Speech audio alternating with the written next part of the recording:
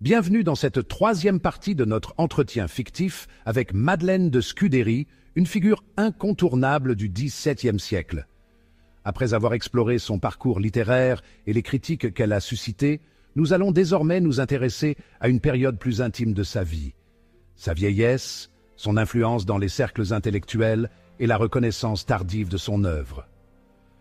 Dans cet épisode, nous verrons comment, après des décennies de dévouement à l'écriture et au salon littéraire, Madeleine de Scudéry finit par recevoir un honneur suprême, un prix décerné par l'Académie française.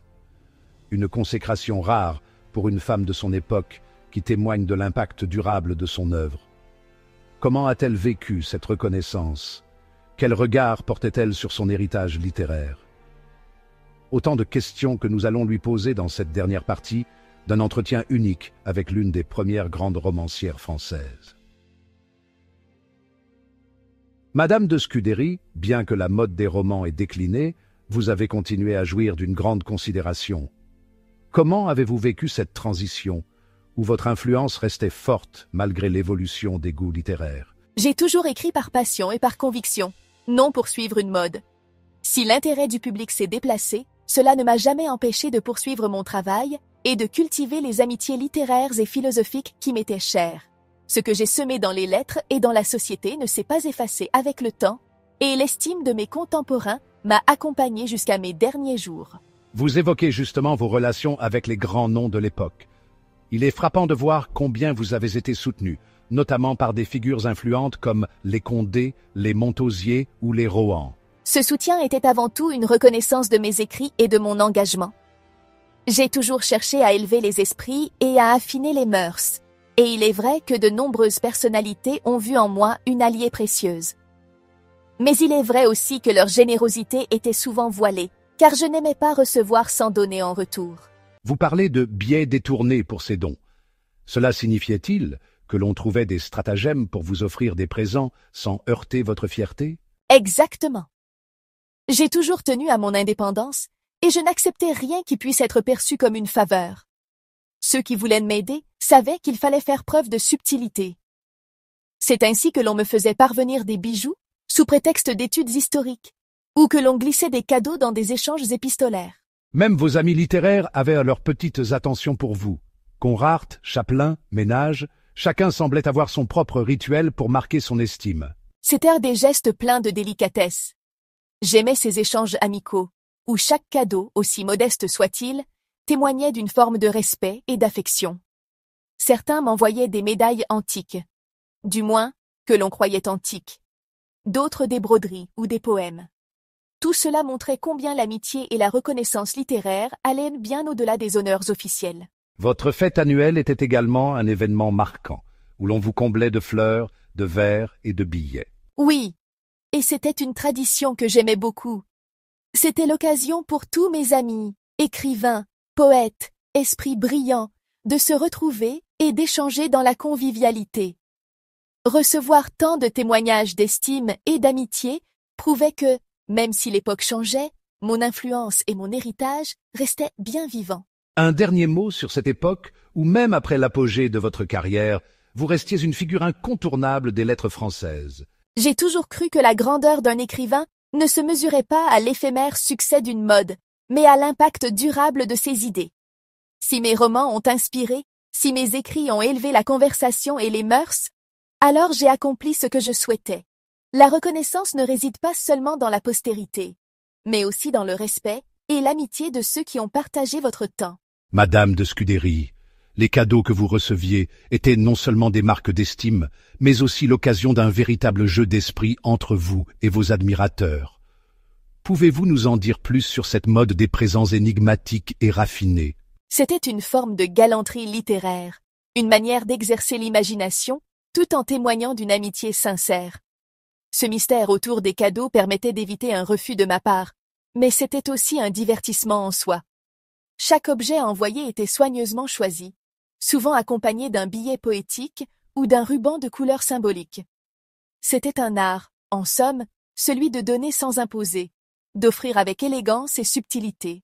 Vous évoquez dans une lettre une couleur que l'on voulait vous voir porter à nouveau, Cela montre à quel point ces échanges allaient jusqu'au raffinement des moindres détails. Oui, on voulait sans doute m'inciter à renouer avec certaines nuances qui ne correspondaient plus à mon âge ou à mon état d'esprit. J'avais fait le choix de ne porter que du bleu, du gris de lin, de l'isabelle et du blanc, couleurs plus sobres et délicates.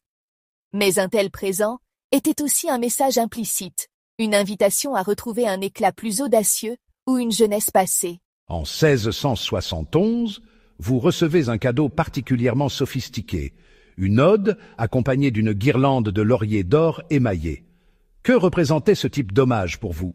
C'était bien plus qu'un simple bijou, ou qu'un poème. Ce genre de geste était un signe d'admiration, une reconnaissance de mon rôle en tant que femme de lettres et figure du monde littéraire. La guirlande de laurier symbolisait l'honneur, la gloire littéraire, et le fait qu'elle soit associée à une ode soulignait combien la poésie et l'échange intellectuel étaient au centre de ces marques d'amitié.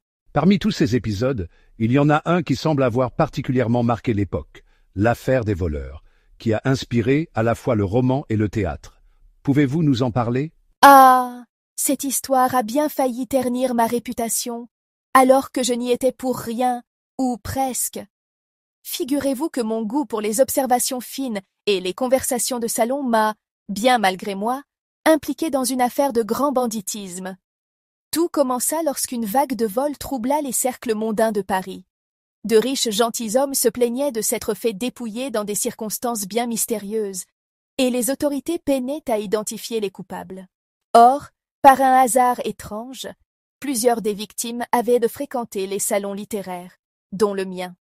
L'affaire prit un tournant inattendu lorsqu'un homme, un certain Jean D., que l'on connaissait comme un honnête domestique d'un grand seigneur, fut arrêté en possession d'objets volés.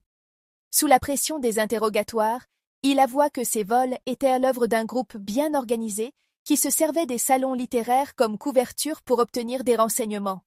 Et quel fut le détail troublant? Il affirma que mes propres conversations avaient contribué, sans que je le sache, à la planification de leurs méfaits. Comment? Eh bien, il s'avérait que, dans mes écrits et mes discussions, j'avais souvent évoqué avec finesse les habitudes et les demeures des personnalités influentes de Paris. Je m'amusais à décrire leurs goûts, leurs résidences, leurs collections d'art, voire leurs habitudes de déplacement. Après tout, l'observation des mœurs est l'essence même du romancier. Or, les voleurs, sous prétexte d'être des amateurs de littérature et des admirateurs de mon œuvre, venaient régulièrement assister à ces entretiens et y récoltaient des informations précieuses. Ainsi, sans même s'en rendre compte, la haute société dévoilait elle-même ses failles aux oreilles indiscrètes de ces malfaiteurs. Lorsque la police mit la main sur le chef du réseau, il confirma que les voleurs avaient bien utilisé certaines de mes descriptions pour établir leur plan. Une correspondance retrouvée dans leurs repères montrait même que l'un d'eux recopiait des passages entiers de mes récits pour repérer les lieux et prévoir leur cambriolage. On m'interrogea donc, et il fallut toute mon éloquence pour convaincre les autorités que je n'étais qu'une innocente spectatrice et non une complice involontaire. Heureusement, il fut prouvé que mes écrits avaient été détournés à mon insu et que je ne faisais que dépeindre la société parisienne avec une exactitude que d'aucuns jugèrent presque dangereuse. L'affaire fit grand bruit et l'on se plut à dire que Mademoiselle de Scudéry avait mis la police sur la bonne piste mieux que les limiers du roi. J'en ris encore aujourd'hui.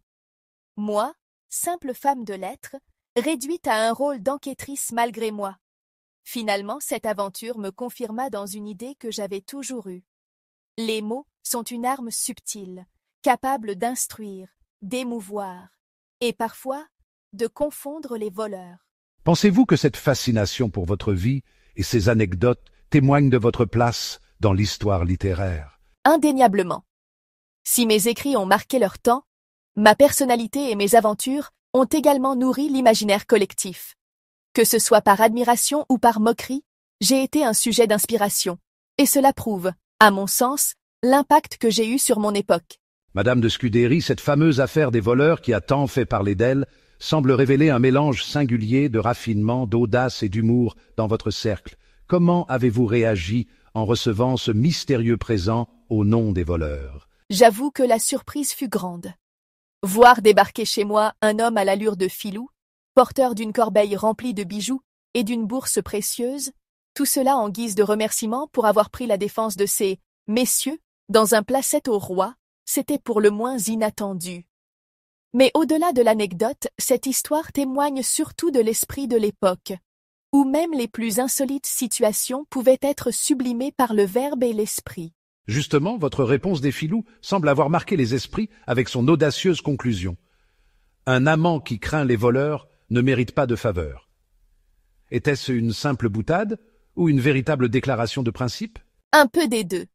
La phrase est provocante, bien sûr, mais elle reflète aussi une certaine idée de la bravoure amoureuse qui correspondait aux idéaux galants de mon époque. L'amour véritable exige du courage, une volonté de se surpasser, et peut-être même une touche d'imprudence.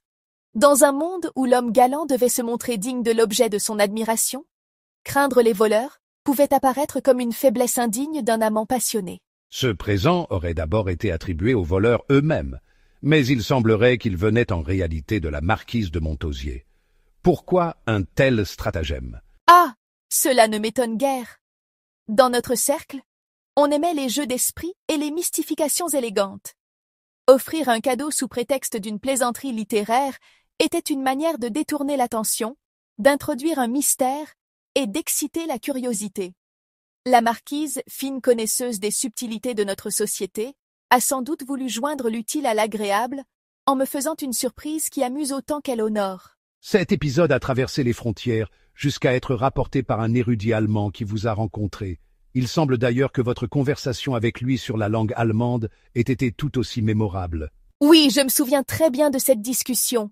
Imaginez mon étonnement en entendant ce visiteur affirmer que l'allemand était une langue noble et raffinée. Lui qui venait d'un pays dont les soldats suisses me paraissaient parler une langue si rude et discordante. Mais il eut l'intelligence de me répondre que Clélie elle-même avait été traduite en allemand, et cela acheva de me convaincre. Vous avez également mentionné une anecdote amusante sur un traducteur italien qui a transformé l'un de vos passages de manière absurde. En effet, dans mon roman, un roi d'Assyrie promettait à ses soldats, après la prise de Babylone, 4 mois de solde. Or, le traducteur italien, sans doute peu familier du contexte, a cru comprendre qu'il distribuait à chaque soldat 4 montres de poche. Imaginez un roi antique offrant à ses guerriers des horloges miniatures en guise de récompense. Voilà qui montre bien les dangers de la traduction littérale. Exactement. C'est le propre des langues et des cultures. Chaque mot, chaque expression porte une richesse et une nuance qui ne peuvent être comprises sans une véritable immersion. Dans l'esprit d'un texte, Madame de Scudéry, après l'affaire des voleurs, qui relevait plus du raffinement littéraire que du crime, vous avez vécu une autre mésaventure bien plus prosaïque en 1691. Pouvez-vous nous raconter cet épisode? Ah, celui-là était bien moins élégant. Pendant près d'1 mois, des malfaiteurs ont tenté d'entrer chez moi en creusant des trous dans mon grenier et même dans la chambre de mes laquais. Ils utilisaient une vieille masure attenante pour accéder au toit de ma maison. J'ai dû faire monter la garde nuit et jour pendant 24 jours, jusqu'à ce que je puisse enfin faire démolir cette ruine qui leur servait de passage. Après l'élégante plaisanterie des voleurs qui vous offraient des bijoux, cette tentative de cambriolage a dû être bien plus éprouvante. Certes, cela n'avait rien de poétique cette fois-ci. Mais voyez comme l'époque savait transformer même les désagréments en matière à vers. Un de mes amis, M. Bosquillon, trouvant cette histoire aussi absurde qu'injuste, m'envoya le lendemain un madrigal, après que j'eus dit que je ne comprenais pas pourquoi les voleurs me cherchaient, puisque je ne possédais que l'esprit droit et le cœur de même. Une belle manière de transformer une épreuve en hommage littéraire. Cela illustre bien le rôle central que vous jouiez dans le monde des lettres. Exactement. Si ma maison était convoitée par des voleurs, mon esprit, lui, était recherché par des amis sincères et des admirateurs fidèles. Et c'est finalement ce qui m'importe le plus. D'ailleurs, votre aventure a connu une postérité inattendue grâce à l'écrivain allemand Hoffmann. Oui, et c'est tout à fait fascinant.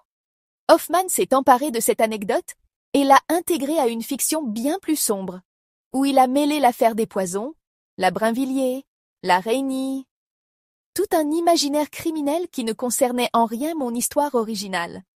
Il en a fait une nouvelle, où apparaît ce fameux orfèvre cardiaque, qui devint si populaire en France que la légende continua sous forme de roman et même au théâtre. Cela montre bien que votre influence ne s'est pas arrêtée à votre siècle. C'est la magie de la littérature. Elle transforme des événements réels en récits qui traversent les époques, se métamorphosent et s'enrichissent. Même une simple mésaventure nocturne peut devenir, des siècles plus tard, une légende. Et si vous deviez retenir une morale de tout cela? Que l'esprit triomphe toujours. Les voleurs de ma maison n'ont rien emporté. Mais mon nom, lui, a continué de briller. La véritable richesse n'est pas celle que l'on enferme dans un coffre, mais celle que l'on sème dans les esprits.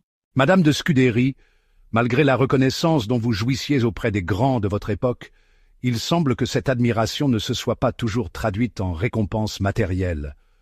Scarron lui-même regrettait que la France, tout en vous honorant, ne vous ait pas mieux soutenu financièrement. Hélas, c'est bien souvent ainsi que le sort des écrivains et des penseurs se joue. On nous couvre de louanges, on nous envoie des portraits, des lettres flatteuses. Mais lorsqu'il s'agit d'assurer notre bien-être matériel, les mécènes se font plus rares. Pourtant, la reine Christine de Suède vous a témoigné une grande admiration, allant jusqu'à vous attribuer, selon certains, une pension. Ah, la reine Christine, une femme d'esprit et de caractère, qui savait reconnaître la valeur des lettres. Elle m'a offert son portrait et quelques cadeaux. Mais la pension dont on parle, je n'en ai jamais vu la couleur. En revanche, Ménage mentionne une boîte de diamants de 1000 écus qu'elle m'aurait envoyée, et Madame de Sévigné elle-même s'en réjouissait. C'était certes un beau geste, mais il ne suffit pas de diamants pour vivre. Colbert, qui distribuait pourtant généreusement des pensions aux écrivains et savants, ne vous a pas accordé son soutien? C'est là toute l'ironie de la situation. Colbert faisait pleuvoir ses bienfaits sur des savants qu'il allait chercher jusqu'aux confins de l'Europe, et moi, qui étais sous ses yeux, il m'a ignoré. Peut-être trouvait-il mes écrits trop frivoles, trop éloignés des intérêts de l'État. Mais la cour et la ville ne s'y trompaient pas. Elles savaient que mes œuvres participaient à l'élévation des esprits et à la diffusion de l'honnêteté dans les mœurs. Vous avez tout de même bénéficié du soutien de Mazarin, qui vous a versé des gratifications annuelles et vous a même laissé une pension viagère. Oui, Mazarin fut l'un des rares à comprendre que la reconnaissance passe aussi par des actes concrets. Il m'avait octroyé une pension de 1000 livres, et après sa mort, elle aurait dû continuer. Malheureusement, en 1690, le duc de Mazarin cessa tout simplement de me la verser. Il m'a fallu 2 ans de démarche pour obtenir gain de cause, et en 1692, le Grand Conseil l'a finalement condamné à me payer les arrérages. Un combat judiciaire pour récupérer ce qui vous était dû, cela ne devait pas être une situation confortable pour une femme de lettres. En effet, c'était une lutte bien éloignée des plaisirs de la conversation et de la création littéraire. Mais ainsi va le monde. Les écrivains sont honorés tant qu'ils amusent et instruisent, mais lorsqu'ils réclament ce qui leur revient, ils deviennent bien gênants. Malgré cela, votre nom a traversé les siècles et vos œuvres restent des témoignages précieux de l'esprit de votre époque. Et c'est là ma plus grande victoire. Les pensions s'éteignent, les bijoux s'égarent, mais les mots, eux, survivent. Si aujourd'hui encore on me lit et on me questionne, alors je peux dire que j'ai triomphé du temps. Madame de Scudéry, après des années d'estime sans véritable reconnaissance financière, vous avez enfin reçu une pension du roi Louis XIV. Pouvez-vous nous raconter votre audience avec Sa Majesté? Ah, cette audience! Une scène digne d'un roman. Imaginez-moi, déjà avancé en âge, après tant d'années à servir les lettres, convoqué auprès du plus grand monarque de notre temps. Ce fut Madame de Maintenon qui m'apprit la nouvelle par un billet. Le roi me faisait l'honneur de m'accorder une pension de 2000 livres. C'était une somme considérable, surtout pour une femme qui, malgré son influence et ses succès littéraires, n'avait jamais eu d'autre richesse que celle de son esprit. Je me rendis donc au château, bien consciente que ce moment représentait une reconnaissance non seulement pour moi, mais aussi pour tout ce que j'incarnais. La littérature, la conversation précieuse, cet art de l'esprit qui avait tant façonné notre siècle. Madame de Sévigné a immortalisé cet instant dans sa correspondance. Oui, et avec quel talent! Elle décrit l'audience comme un véritable événement. Le roi, avec sa grandeur naturelle, m'accueillit avec bienveillance. J'étais si émue que, dans un élan de gratitude, je m'apprêtais à me jeter à ses genoux. Mais Sa Majesté, dans un geste aussi noble que magnanime, m'en empêcha en m'embrassant. Il savait qu'un tel honneur pouvait troubler une femme qui, toute sa vie, avait été plus habituée au salon des lettrés qu'au faste de la cour. Madame de Maintenon, qui se trouvait à mes côtés, servit d'interprète à cet échange mémorable. Tout fut dit avec une justesse exquise, empreinte de respect et de finesse. Ce fut un moment suspendu dans le temps, où la reconnaissance royale venait couronner une vie dédiée aux lettres. Cela devait être un grand moment de triomphe. Oh, sans doute.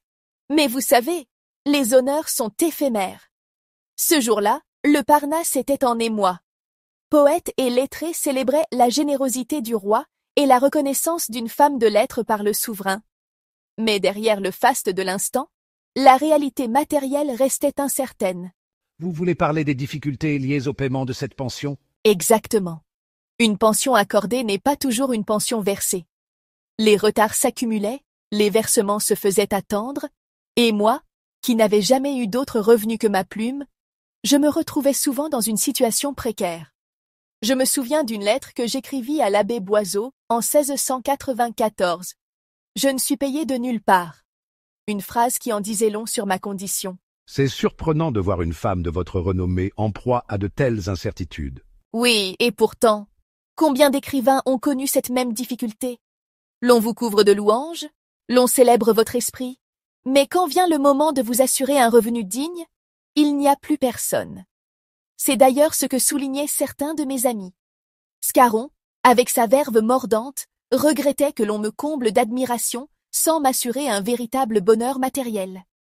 Ménage, lui, ne comprenait pas pourquoi Colbert allait chercher des savants au bout du monde et négligeait celles que Paris et la cour désignaient unanimement comme dignes d'être soutenues. C'est d'autant plus frappant que Mazarin, lui, vous avait accordé une pension viagère que vous avez dû défendre après sa mort. Ah, Mazarin. Il avait ses défauts, mais il savait reconnaître la valeur des lettres. Il m'avait octroyé une pension annuelle et, avant de mourir, il m'avait même laissé une rente viagère de 1000 livres. Mais après sa mort, le duc de Mazarin cessa purement et simplement de me la verser. J'ai dû me battre, pendant 2 longues années, pour obtenir gain de cause. En 1692, le Grand Conseil finit par condamner le duc à me verser les 3000 livres d'arrérage dus. Mais croyez-moi, devoir plaider pour obtenir ce qui vous revient est une épreuve dont je me serais bien passé. Et malgré cela, vous restiez toujours fidèle à votre art et à votre générosité. Que pouvais-je faire d'autre? J'ai toujours cru que la véritable richesse résidait dans l'esprit et dans l'honneur. Même lorsque mes revenus étaient incertains, même lorsque j'ai dû économiser sur le papier de mes lettres, comme je l'écrivais à Boiseau en 1694, je n'ai jamais cessé d'écrire, de conseiller, d'échanger avec les esprits brillants de mon temps. Votre constance est admirable. C'est la seule voie qui me semblait possible. J'ai toujours préféré l'estime à la richesse, l'amitié à la flatterie, et la plume aux honneurs passagers. Si aujourd'hui encore nous parlons de moi, c'est que mes idées ont survécu aux contingences matérielles. Et cela, aucun retard de paiement ne pouvait me l'enlever. Madame de Scudéry, après une vie consacrée aux lettres et aux cercles intellectuels, vous avez connu des périodes de précarité. Cependant, l'amitié vous a souvent apporté un soutien providentiel. Pouvez-vous nous parler du rôle qu'a joué Madame de Clisson dans cette période de votre vie? Ah, Constance Françoise de Bretagne, plus connue sous le nom de Madame de Clisson. Une véritable amie, fidèle jusqu'au bout. Sa générosité fut une bénédiction dans mes dernières années, alors que les pensions promises par le roi et les bienfaiteurs tardaient souvent à être versées. Lorsqu'elle rédigea son testament, elle eut la délicatesse de m'inclure parmi les personnes qu'elle souhaitait aider. Ce legs arriva à un moment où ma situation était plus que jamais incertaine.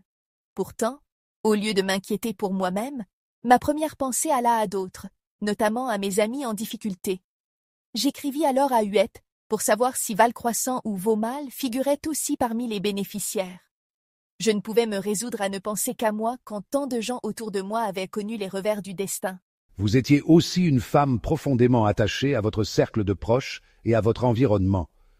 Comment était votre quotidien dans les dernières années de votre vie? J'avais toujours vécu dans le quartier du Temple, un peu à l'écart des fastes de la cour, mais au cœur d'un Paris encore semi-rural, entre jardins et petites rues tranquilles. En 1675, j'ai emménagé rue de Beauce, derrière le petit marché du Temple. Mon logis se situait à l'angle de la rue de Beauce et de la rue des Oiseaux. dans un quartier où le temps semblait s'écouler différemment, loin de l'agitation de Versailles et des intrigues politiques. Mon salon du samedi se tenait toujours, bien que les rangs de mes amis s'éclaircissent peu à peu avec les années. Parfois, nous prolongions nos discussions dans le jardin, entourés d'arbres fruitiers et de fleurs.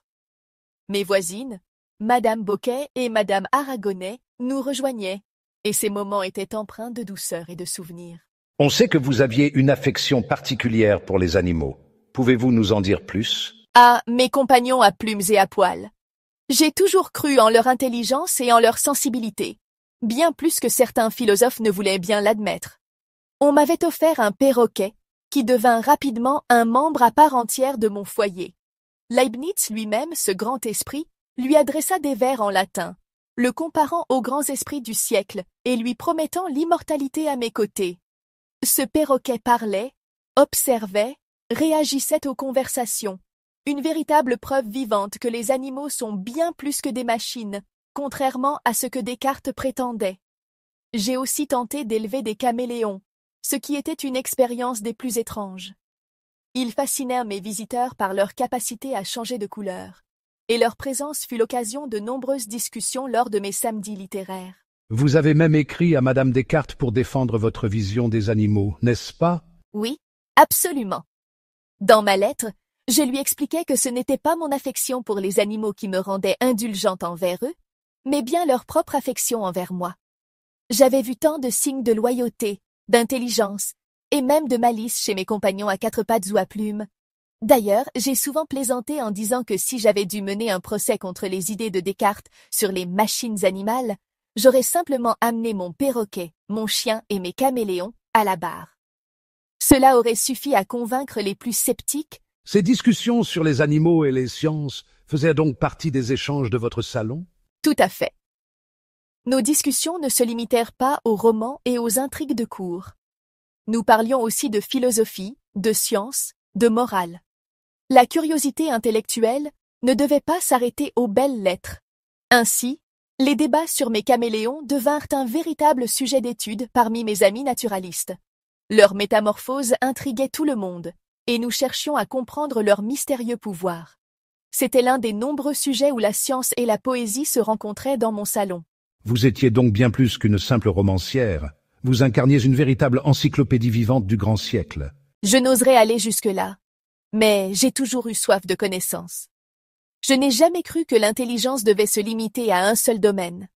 Les arts, la littérature, la philosophie, la science, tout est lié.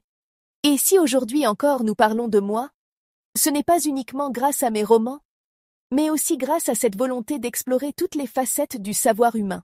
Vous avez évoqué votre vie parisienne et les nombreuses visites que vous receviez, mais vous avez aussi gardé un attachement particulier pour la nature et les retraites à la campagne. Vous souvenez-vous encore de ces moments passés loin de l'agitation de la ville? Oh, bien sûr. J'ai toujours aimé ces échappées loin du tumulte parisien. À mesure que les années passaient, mes voyages se faisaient plus rares, mais j'ai longtemps pris plaisir à me rendre à Fontainebleau, au Pressoir, ou encore à Saint-Cyr. Mais je chérissais surtout mes visites à Livry, où j'avais le bonheur de retrouver Madame de Sévigné. Elle, toujours vive et enjouée, et moi, toujours prête à écouter et à répondre avec bienveillance. Nous avons partagé de longues discussions sous les arbres, loin de la cour et de ses intrigues. Et Fresnes, on raconte que vous vous y rendiez souvent? Oui, c'était chez Madame Duplessis-Guénégaud. J'y retrouvais parfois Madame de Sévigné, et ces moments de tranquillité me faisaient un bien fou. J'aimais la sérénité de ces lieux, les promenades dans les jardins, les après-midi passés à converser dans des allées ombragées. Et que dire d'Athis? Ce lieu m'était cher du temps de Conrart. Après sa mort, j'y allais moins souvent, mais la mémoire de nos échanges et des samedis littéraires qui l'animaient restait vive en moi. J'ai même entendu dire qu'un arbre avait été préservé là-bas, un arbre sous lequel j'aimais lire et méditer. Il semble que vous ayez laissé une empreinte durable sur ces lieux. C'est amusant de penser que mon souvenir y demeure encore, moi qui n'ai jamais cherché à bâtir de grands monuments en mon nom. Mais les lieux gardent parfois la mémoire des âmes qui les ont habités. Tenez, dans une autre maison, autrefois celle du duc de Roquelaure, j'ai entendu dire qu'on avait conservé un petit monument dédié à sa chienne favorite, Badine. On m'attribue l'inscription qui y figure encore. Sigil la célèbre badine qui n'eut ni beauté ni bonté, mais dont l'esprit a démonté le système de la machine. Un simple trait d'esprit, mais qui rappelle aussi combien nous étions attachés à nos compagnons à quatre pattes. Parlez-nous un peu de votre perroquet? Oui, quelle créature charmante! Il était l'un de mes compagnons les plus fidèles. J'aimais ses bavardages et son intelligence. Leibniz, ce grand esprit, s'amusait même à lui adresser des vers latins. Au fond, ma maison, bien qu'austère pour certains, était pleine de vie. Entre mes livres, mes amis de passage et mes animaux, je n'ai jamais connu la solitude. C'est une belle image que vous nous laissez, celle d'une femme cultivée, entourée et aimée, même dans ses vieux jours. J'espère en effet que l'on se souviendra de moi ainsi, non pas comme une simple écrivaine, mais comme une femme qui a su créer un espace où l'esprit et l'amitié avaient leur place, où les mots étaient un lien entre les âmes, et où l'on pouvait toujours trouver un instant de douceur, même dans un monde parfois bien rude. Avec le temps, vos écrits ont pris une tournure plus sérieuse, plus tournée vers la morale que vers les aventures romanesques qui ont fait votre renommée. Qu'est-ce qui a motivé ce changement? L'expérience, cher monsieur. J'ai toujours écrit pour instruire, mais dans mes premiers ouvrages, l'enseignement se cachait sous l'ornement de l'intrigue et du romanesque. Avec l'âge, j'ai senti que ces longues aventures, aussi captivantes soient-elles, ne répondaient plus aux préoccupations d'un monde qui avait changé. Le grand siècle avançait, et avec lui, une exigence accrue de bienséance et de raison. Est-ce pour cela que vous avez publié vos conversations morales? Exactement.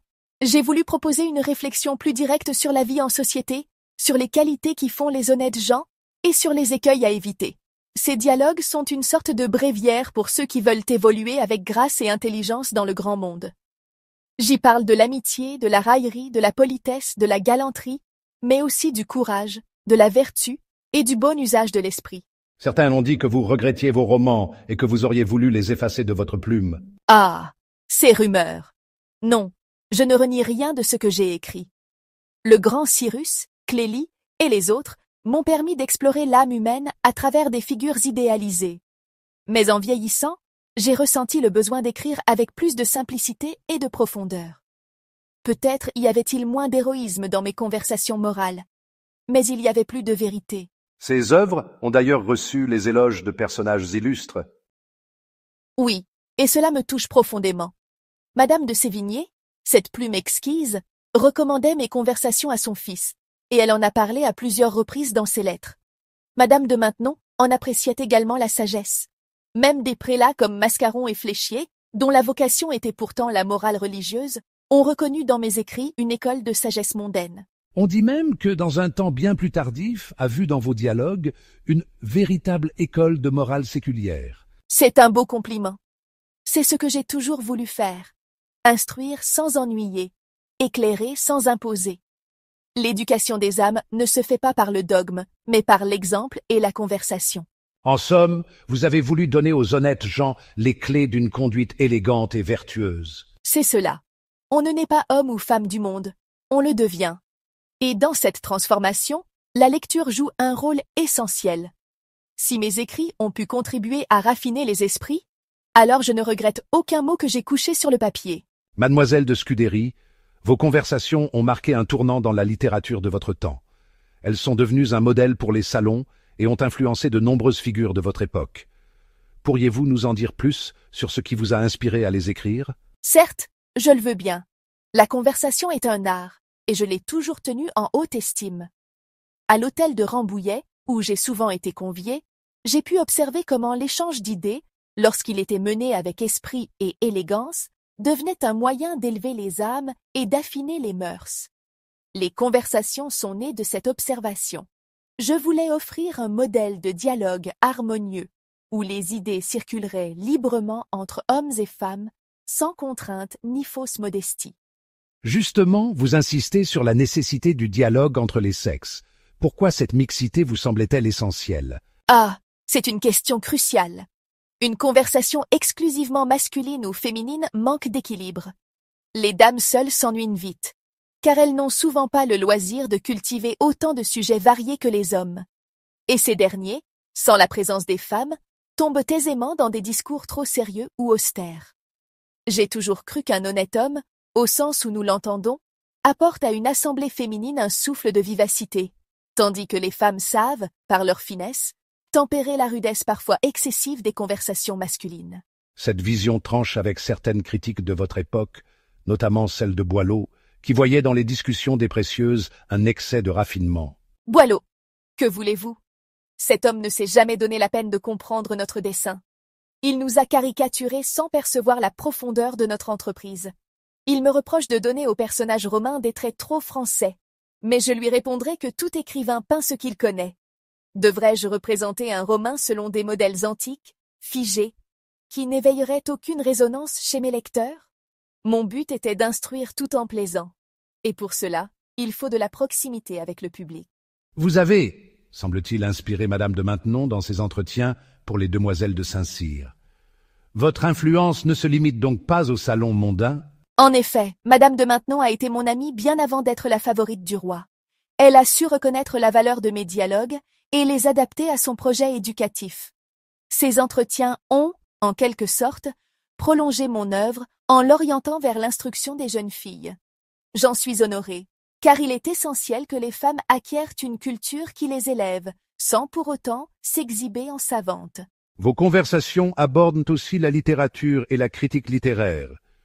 Vous semblez avoir une vision plus nuancée du passé littéraire que certains de vos contemporains. Tout à fait. Il me semble que Boileau, dans son art poétique, a jugé avec trop de sévérité des auteurs comme Ronsard. Certes, la Pléiade a parfois versé dans l'excès, mais elle a enrichi notre langue. J'ai toujours aimé analyser les différents courants littéraires, et mes conversations en témoignent.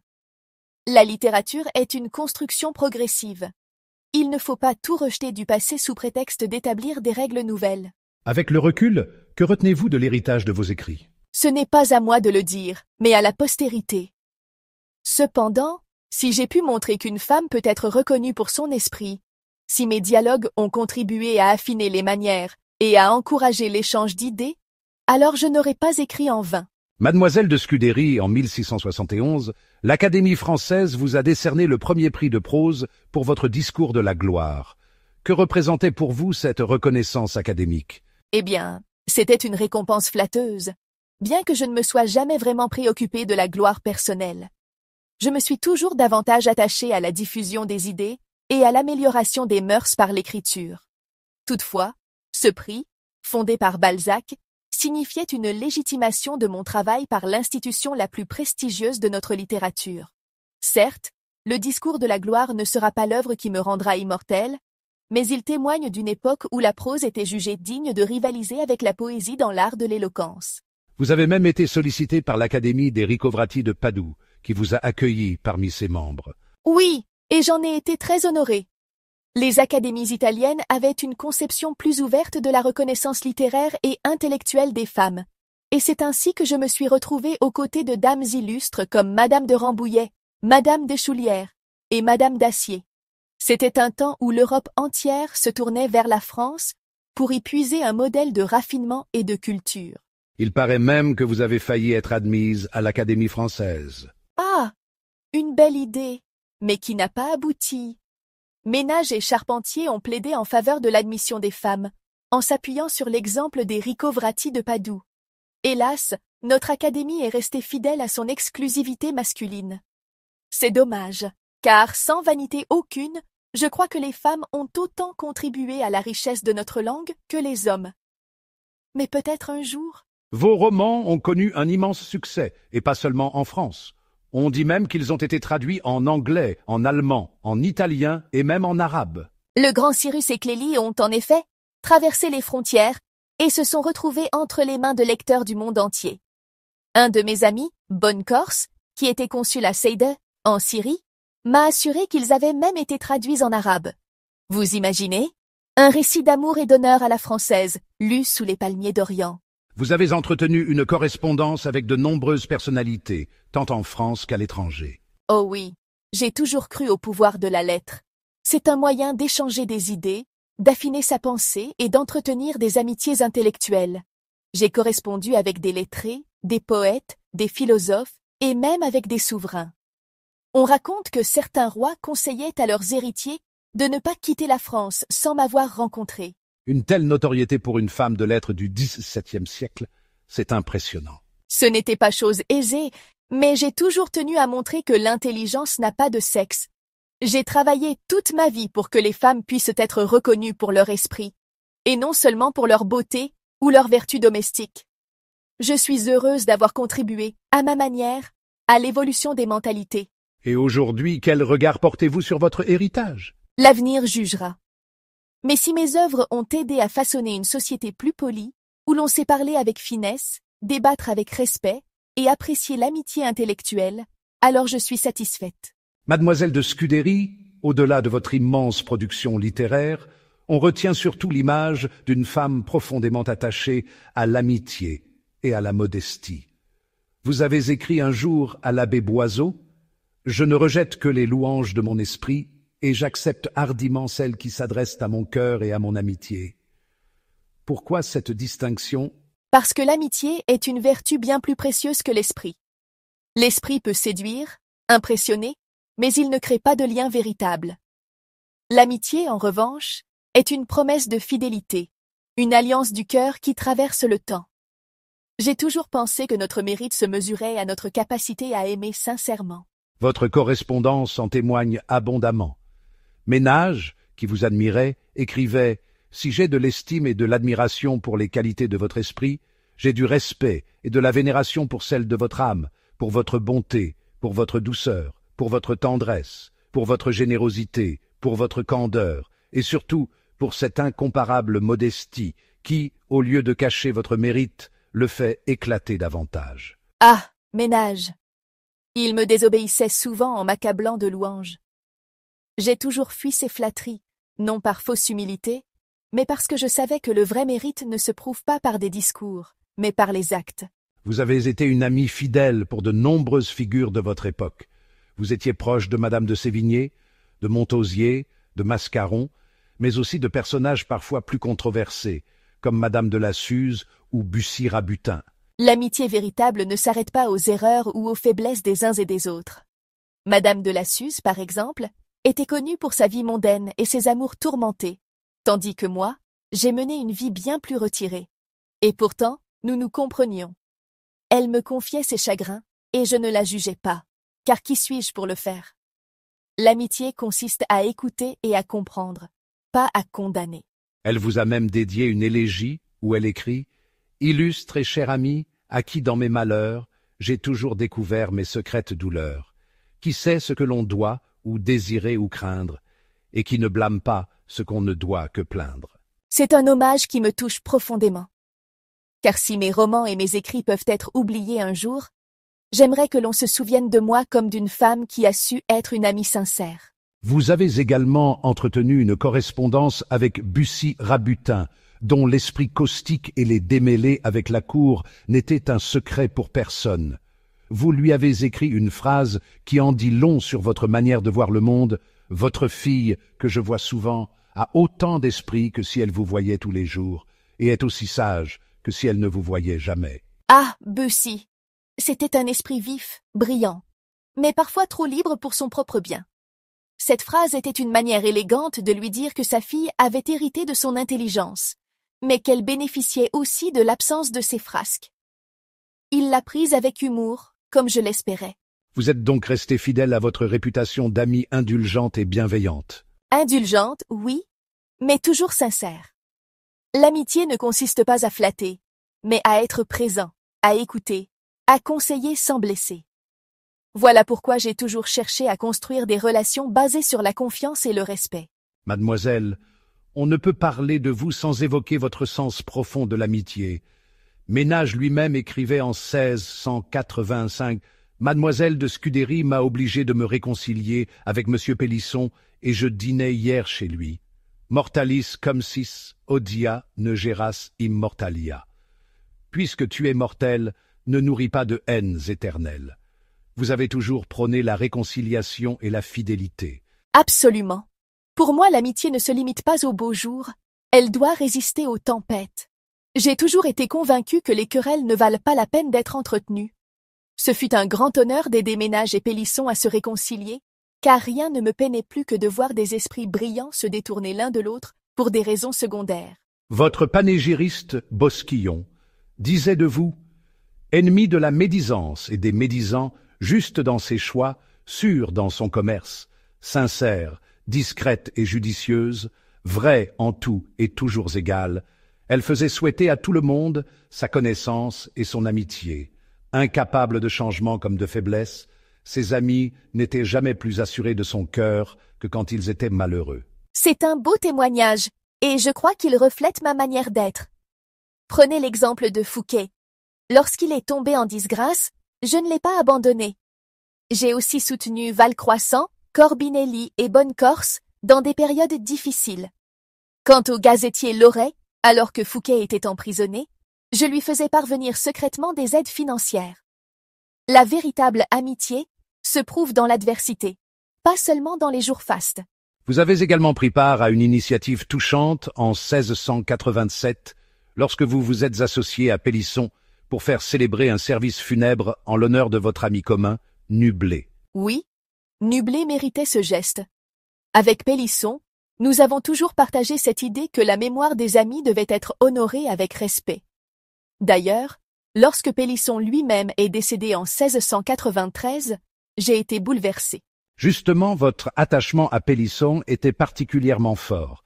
Ménage, longtemps avant sa mort, avait même écrit une épitaphe pour lui, affirmant que, de l'illustre Sappho que respecta l'envie, il fut aimé pendant sa vie, il en fut plein après sa mort. Pélisson n'était plus qu'un ami, il était un compagnon d'esprit, un soutien indéfectible. Sa mort a laissé un vide immense. J'ai dicté à Bosquillon des notices sur lui, qui ont été publiées dans le Mercure et le Journal des Savants. Mais au-delà des éloges, j'ai défendu sa mémoire contre les attaques qui prétendaient que sa conversion au catholicisme n'était pas sincère. Vous avez même écrit à Madame de Maintenon, au chancelier, et à Bossuet lui-même. Oui, et Bossuet m'a répondu avec une lettre qui fut un véritable soulagement pour moi. Il a reconnu la sincérité de Pélisson et l'honorabilité de sa fin. Cette lettre m'a donné la force de poursuivre mon combat pour préserver son héritage. Vous possédiez aussi ses poésies inédites et projetiez même de raconter sa vie. J'y avais pensé, mais la douleur m'a rendu malade. La colère m'a donné la force de résister à ma douleur pour combattre la calomnie, ai-je écrit à Boiseau. Mais une fois ce combat mené, il ne me restait que la peine. Je n'ai plus jamais retrouvé une pleine santé après sa mort. L'année suivante, en 1694, vous avez perdu un autre correspondant et ami fidèle, l'abbé Boiseau. Ce fut une nouvelle épreuve. Je lui écrivais souvent, et sa disparition m'a rappelé celle de Pélisson. J'ai alors écrit cette phrase qui résume bien mon chagrin. Je croyais perdre à Kant une seconde fois. Mademoiselle, au fil de cette conversation, il apparaît clairement que votre vie fut marquée par des amitiés profondes et durables. Parmi elles, celle que vous avez entretenue pendant 40 ans avec Jacques Bénigne Mascaron, grand orateur et prédicateur, est particulièrement remarquable. Oh oui, Mascaron était un esprit d'une rare élévation et une âme d'une sincérité absolue. Dès 1646, avec mon frère, nous avons fait tout notre possible pour le recommander à nos amis influents de Paris. Et jusqu'à la fin, il est resté un ami fidèle et bienveillant. Il avait une admiration sincère pour vos écrits. En 1672, il vous écrivait que « l'occupation de mon automne est la lecture de Cyrus, de Clélie et d'Ibrahim. Ces ouvrages ont toujours pour moi le charme de la nouveauté, et j'y trouve tant de choses propres pour réformer le monde que je ne fais pas difficulté de vous avouer que, dans les sermons que je prépare pour la cour, vous serez très souvent à côté de saint Augustin et de saint Bernard. » Ces mots m'ont profondément touché. Vous savez, à cette époque, les romans n'étaient pas toujours bien vus, surtout par les hommes d'église. Le fait qu'un orateur aussi respecté que Mascaron y trouve des leçons de morale capables d'inspirer ses sermons m'a conforté dans l'idée que mes écrits n'étaient pas vains. Lorsqu'il est devenu évêque de Tulle, il a ressenti le besoin de partager avec vous l'accueil enthousiaste que lui avaient réservé ses fidèles.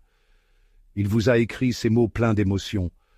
L'amitié des peuples, toute grossière qu'elle est, a par sa sincérité un charme qui se fait sentir et qui console de la perte des choses qui ont plus d'éclat à la vérité, mais moins de solidité. Mascaron comprenait mieux que quiconque la différence entre les honneurs éphémères et les affections sincères. La reconnaissance populaire, même lorsqu'elle vient des plus humbles, a un goût d'authenticité que n'ont pas toujours les flatteries de la cour. Il poursuivait sa lettre en vous assurant de son attachement et de sa reconnaissance. Je ne mets point dans ce rang, mademoiselle, cette bonne et généreuse amitié dont vous m'honorez depuis si longtemps. Rien ne peut consoler d'être éloigné de vous que la persuasion d'être toujours dans votre souvenir et d'avoir une petite place dans le cœur du monde le plus grand et le plus généreux. Voilà une déclaration d'amitié comme on en voit peu. Mascaron était un homme droit et sincère, et j'ai toujours su que son affection pour moi était réelle. Même avec la distance, même avec les années, notre amitié ne s'est jamais ternie. Il s'est aussi engagé à vous envoyer ses sermons, précisant « Je souhaite qu'ils puissent vous plaire. Votre approbation me donnera une joie moins tumultueuse à la vérité, mais plus solide que celle de toute la cour, et votre sentiment réglera celui que j'en dois avoir. » C'est un signe de la confiance qu'il m'accordait.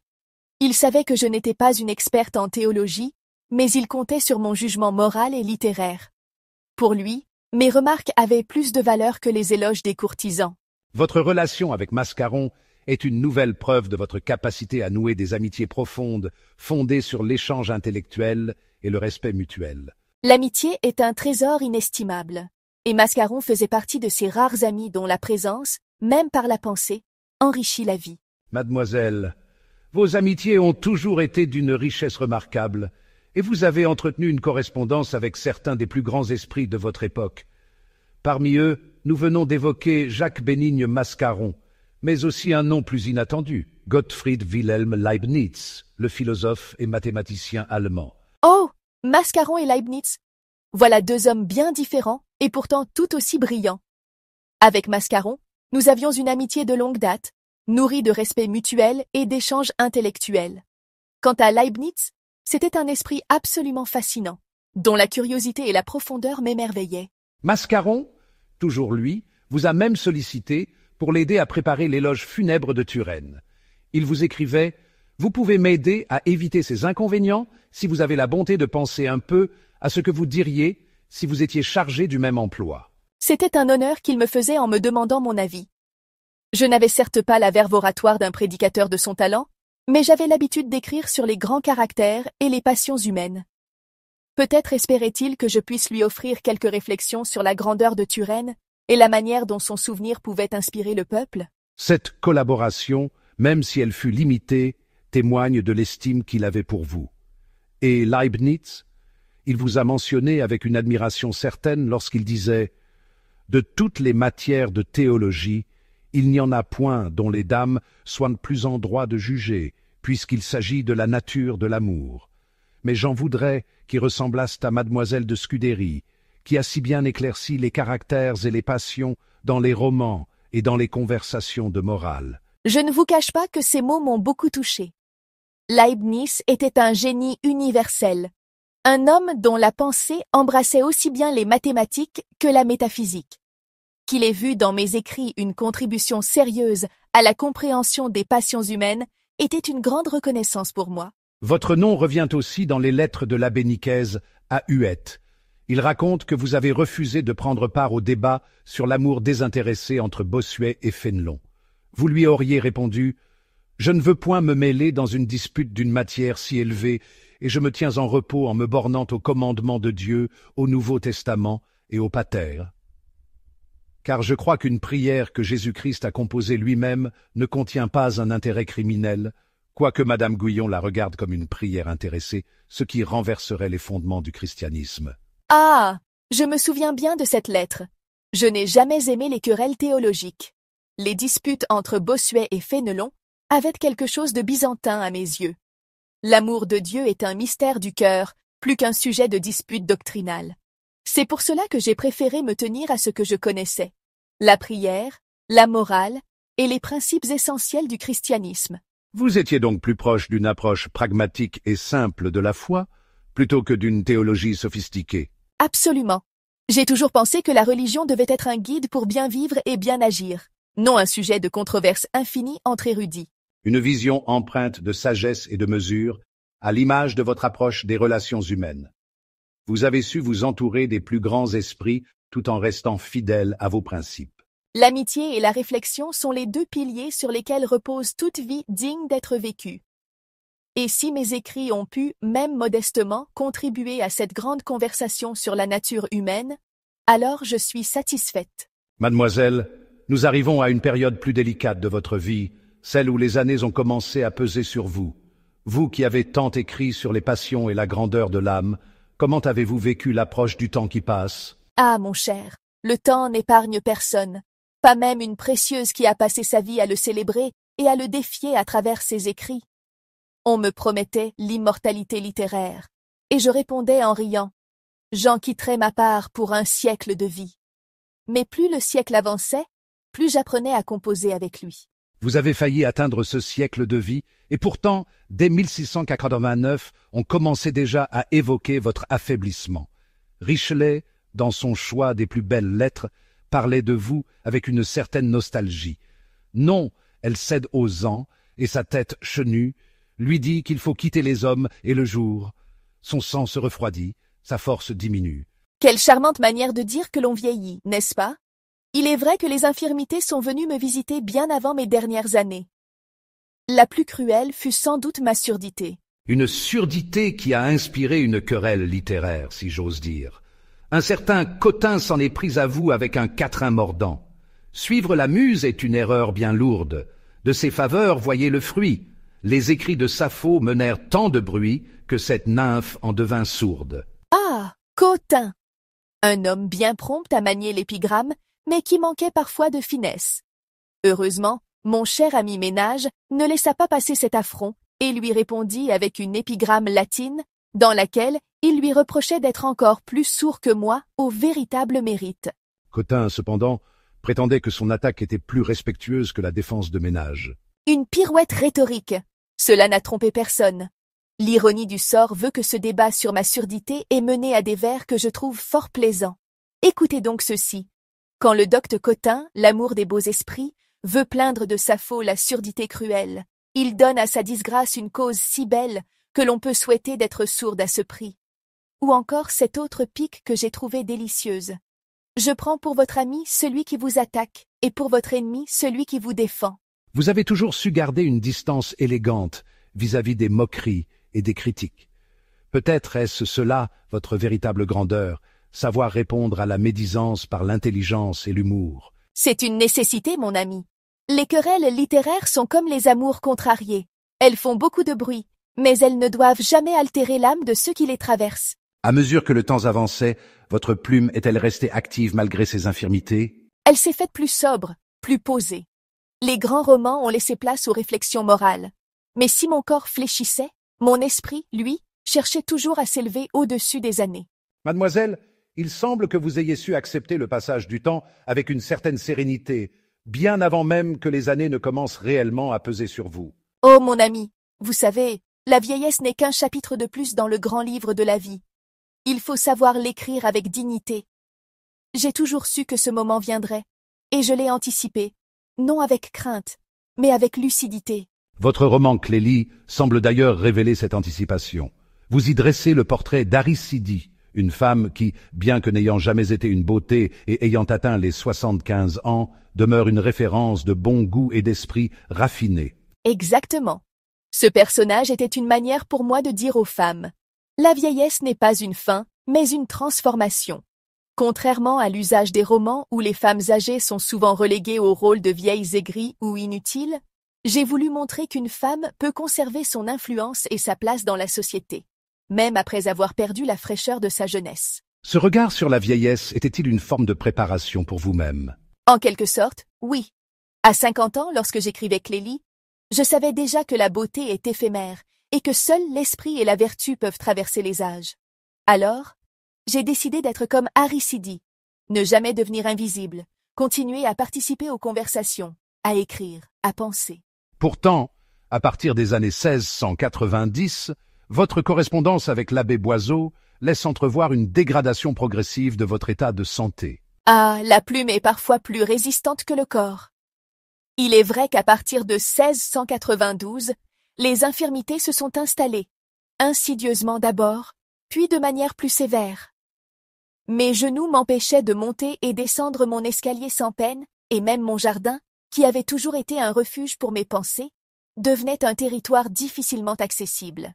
Vous aviez pourtant toujours été active, à travers vos fameuses promenades, vos visites et votre présence dans les cercles littéraires. Et c'est bien ce qui fut le plus difficile à accepter. Ce n'est pas tant la douleur physique qui m'atteignait, mais l'impossibilité de vivre comme je l'avais toujours fait. J'ai écrit à l'abbé Boiseau, « Ma santé est plus altérée qu'elle nettoie, et je ne suis encore payée de nulle part. » Ah, cette phrase en dit long, n'est-ce pas? Oui, elle montre que, même dans la vieillesse, vous étiez encore confronté au tracas matériel. Le monde change peu, cher ami. J'ai eu la reconnaissance du roi, les hommages de l'Académie, l'admiration de toute l'Europe, et pourtant, j'ai dû lutter pour obtenir mes pensions. À la fin de ma vie, je n'étais plus dans les cercles de pouvoir, et l'on oublie vite ceux qui ne peuvent plus se montrer. Mais votre esprit, lui, n'a jamais été oublié. Et c'est là ma plus grande victoire. Tant que l'on me lisait, tant que mes idées continuaient d'inspirer, je n'étais pas totalement absente. La vieillesse, voyez-vous, c'est une question d'état d'esprit. On peut l'accepter et continuer à exister, ou la combattre et se consumer d'amertume. Moi, j'ai choisi la première voie. Une leçon de vie en soi. Vous avez toujours su vous adapter sans jamais perdre votre essence. Car l'esprit reste libre, même lorsque le corps se fait plus fragile. Et tant qu'il reste une plume pour écrire, un ami pour converser, une idée pour s'élever, alors la vieillesse n'a pas encore tout à fait gagné. Mademoiselle, nous abordons à présent vos dernières années, et il semble que, malgré l'affaiblissement du corps, votre esprit soit resté aussi vif qu'à vos plus belles années. Oh, mon cher ami, c'est une étrange sensation que de voir son corps s'effacer progressivement, tandis que l'esprit, lui, refuse d'abandonner la partie. J'étais, comme l'ont dit certains visiteurs, une vieille sibylle à qui il ne restait plus que la parole. Justement, 2 témoins de cette époque ont laissé une impression marquante de leur rencontre avec vous. Ah oui, Martin Lister et Madame Dunoyer. Le premier, un médecin et naturaliste anglais, m'a visité alors que j'avais déjà plus de 90 ans. Je me souviens que nous avons parlé de bien des sujets et je lui ai montré un portrait de mon amie de longue date, Madame de Maintenon. Il l'a trouvé fort ressemblant et a même noté qu'elle était d'une beauté remarquable. Quant à Madame Dunoyer, elle décrit une scène plus singulière. Selon elle, vous étiez devenue si sourde que vous faisiez écrire par une tierce personne tout ce que l'on vous disait avant d'y répondre. Je ne peux pas nier que mon ouïe me trahissait. Mais est-ce que tout ce que Madame Dunoyer rapportait vrai? Voilà une autre question. Elle avait le goût des commérages, mais disons qu'en partie, elle n'avait pas tout à fait tort. La surdité a été l'un de mes plus grands défis. Imaginez un instant, moi qui ai bâti ma vie sur la conversation, sur l'échange d'idées, me retrouver coupée de cette musique des mots. Et pourtant, jusqu'au bout, vous avez continué à écrire. Que pouvais-je faire d'autre? Tant que mes mains pouvaient encore tracer des lettres, je refusais de laisser mon esprit s'éteindre. J'ai composé des vers en l'honneur du roi, des poèmes célébrant l'accession du duc d'Anjou au trône d'Espagne, des écrits sur les victoires de nos armées. Un écrivain a d'ailleurs souligné que vous étiez la dernière représentante d'une grande génération. Et quelle étrange sensation d'être la dernière survivante d'un monde entier. J'ai connu Henri IV enfant, vu Richelieu imposer son autorité, vécu la Fronde aux côtés des Condés, échangé avec Voiture et Corneille, assisté à la gloire de Molière et Racine, lu Pascal, discuté avec La Fontaine. Et tous sont partis avant moi. Vous avez traversé presque tout le XVIIe siècle. Oui, et même un peu plus. Mon existence a couvert la jeunesse, la maturité et la vieillesse de Louis XIV. J'ai été la contemporaine de Balzac et de Chaplin. J'ai vu mourir Boileau, Bossuet, Mascaron et Fléchier.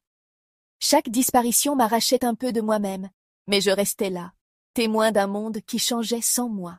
Cette solitude vous pesait-elle? Un peu, bien sûr. Mais j'étais en paix. L'important était que mes écrits survivent, que mes idées continuent d'inspirer. Et puis, tant que j'avais une plume et quelques amis fidèles, je n'étais jamais vraiment seule. Mademoiselle, votre piété semble avoir pris une place plus importante dans les dernières années de votre vie.